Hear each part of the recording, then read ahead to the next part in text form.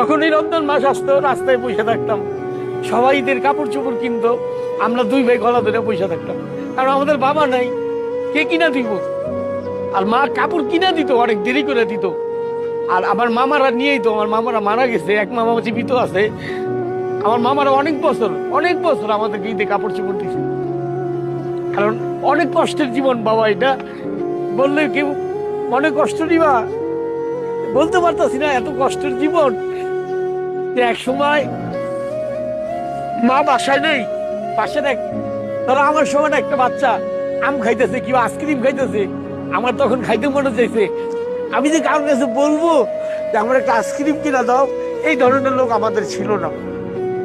কারণ মা তো টিউশনই করতে চলে গেছে, কার কাছে বলবো কথাটা যে একটা আইসক্রিম কিনা দাও। এত কষ্টের জীবন, তারপরেও যদি কষ্ট পাই তাহলে আর কিছুই চাই না।